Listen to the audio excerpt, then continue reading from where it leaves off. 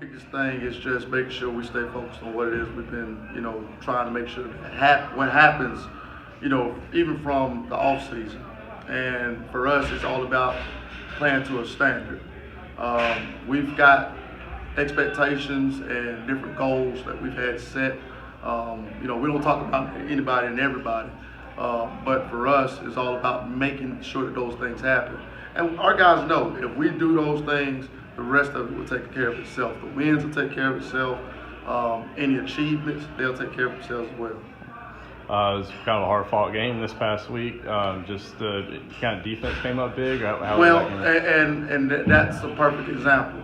Butler came to play a great job by Coach Newton and his staff having those guys ready to go. On the other hand, our guys didn't do a good job of making sure that they were ready to go at the peak level like they were when we went against the County the week before. And so because of that, we had a situation where, easily we should have lost that ball game. And, thankfully we were able to have some guys step up and key moments in the fourth quarter and, be able to, pull it out for us. But for us, again, we can't play based off of who we go against. We can't play based on an opponent, whether they're undefeated, whether they haven't won a game, whether they're 4-1, 1-4. We got to play to an expectation. And the bottom line is, we played to that expectation 2 weeks ago. We didn't play to that expectation last week. So we're still a work in progress, and we're trying to get to the level where week in and week out, we can play excellent football regardless of who's on the field with us. I know Elijah came up big, obviously, this past week. What did you see from him in that game? Elijah, if you look at the stats last year, he's actually had his best game 2 years in a row now against Butler.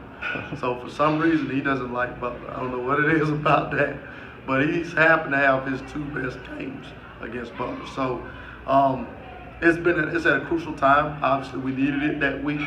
I'm praying that he continues to improve, continues to go ahead and build off of that, what he did this past week, and hopefully the rest of the defense continues to, work off of that as well. And I did want to give a little recognition to Rayquan Riley for what he did in that game too.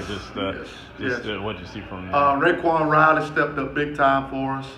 That was the first time, I think this season that we asked him to run the ball over 25 carries, and did a phenomenal job. Hopefully, prayerfully, we can go ahead and get some points on the board with him.